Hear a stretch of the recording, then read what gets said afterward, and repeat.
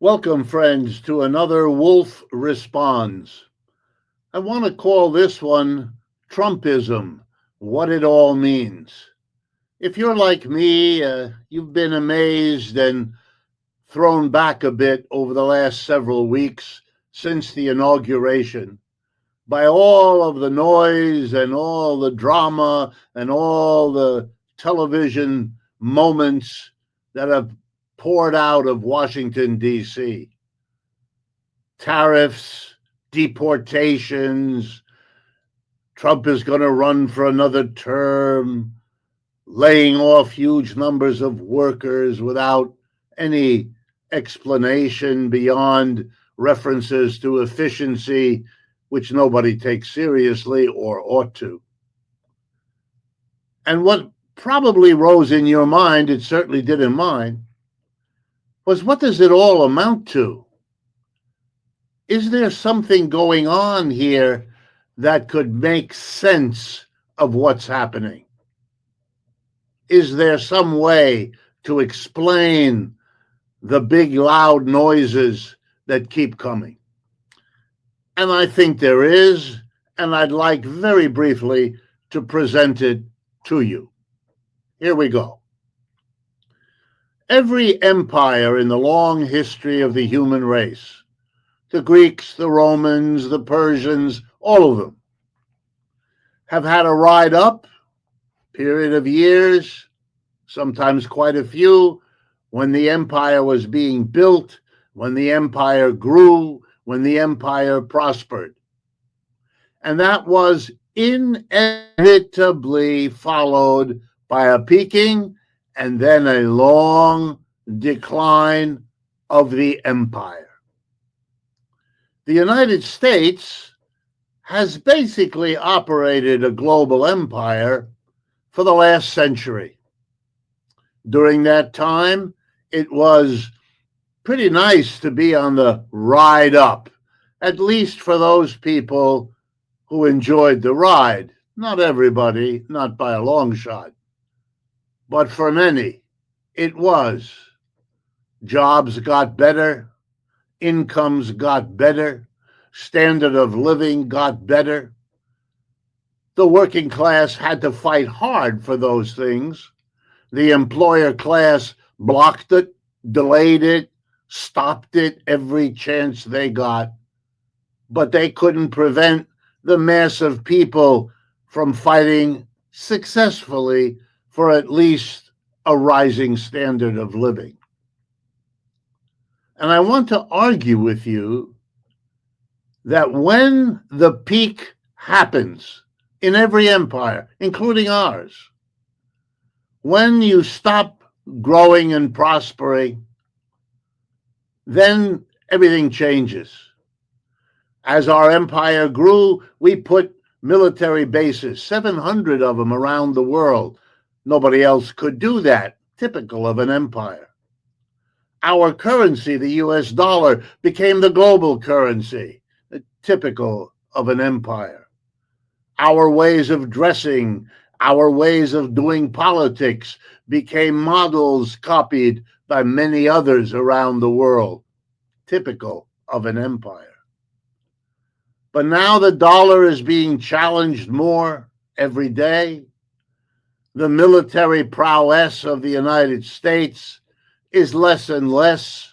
The wars in Vietnam, Iraq, Afghanistan, now Ukraine are not being won, they're being lost. We are a declining empire. And that, I believe, explains what Trumpism is. In every empire that has gone down, something happened which I believe is happening now and which explains Trumpism. What happens in every declining empire is that the people at the top, the richest, the most powerful, are in the best positions to hold on to their wealth. All that they accumulated during the rise of the empire, they are in the best position to hold on to. so that even though the empire is going down, they hold on to their extraordinary wealth. And here's what that means. If the rich and the powerful don't see a decline for themselves while the empire as a whole is going down, then the burden of the decline falls on the middle and lower classes who are not in a position to protect their wealth, modest though it may be, from the decline. Now, how does that explain Trumpism? Here we go. Mr. Trump is famous for lowering the taxes on corporations and the rich. He did that in his first administration in 2017.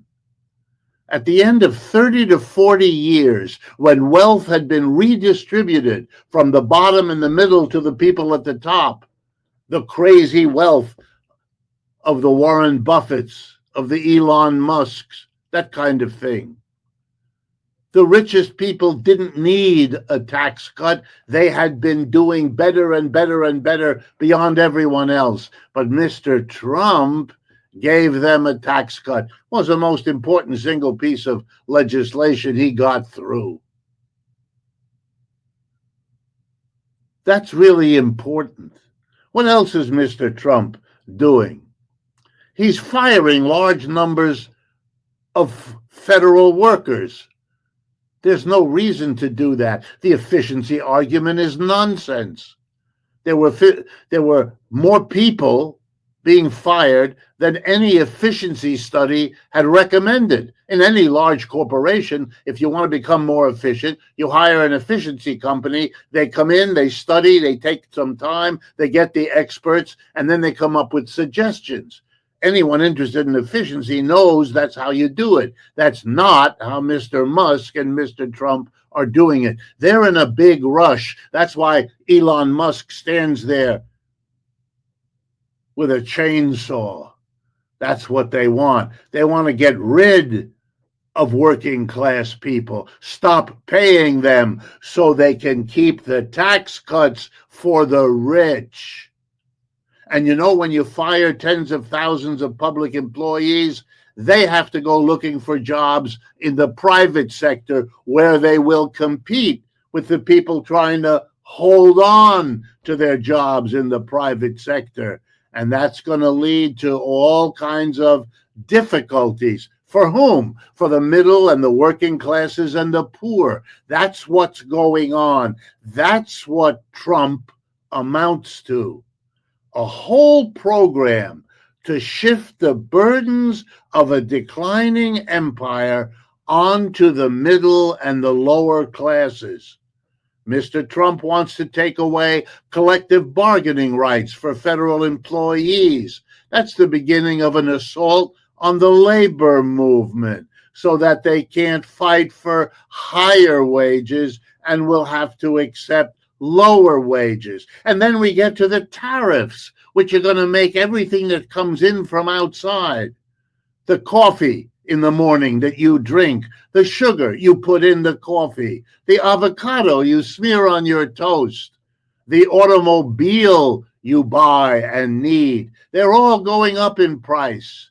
The inflation's coming back. And who does that hurt? Yeah, the middle and the bottom, whose real wealth is diminished because their wages and salaries don't keep up with inflation.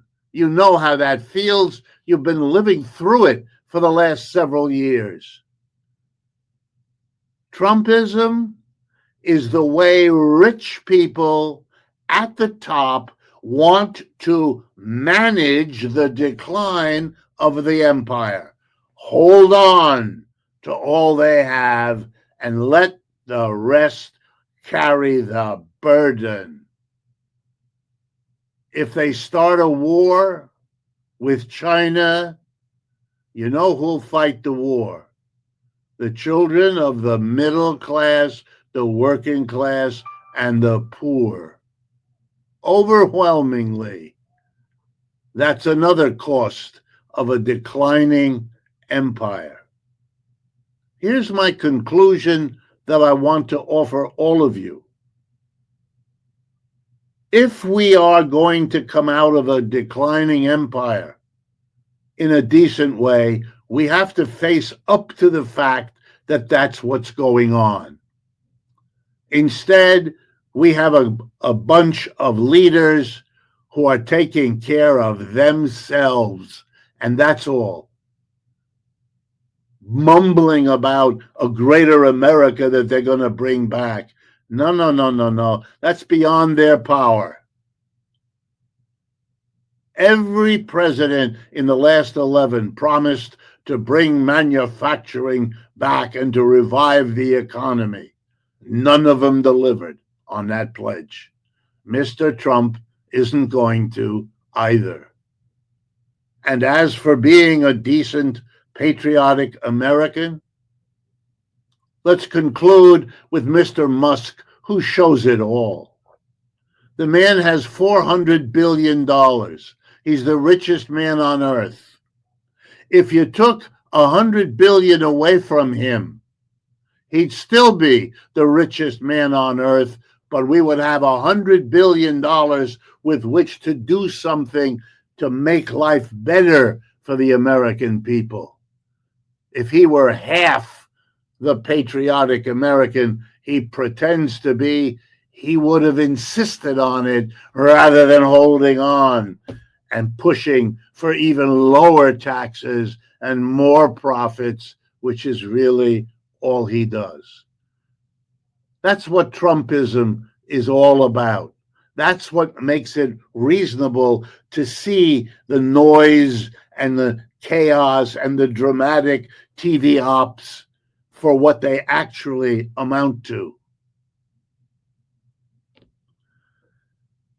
If interventions like this strike you as worth thinking about, worth talking about, worth making part of the conversations we're having in America, then please share this video with others who might be interested, who might agree, disagree, but thinking about it is a worthwhile way to spend your time.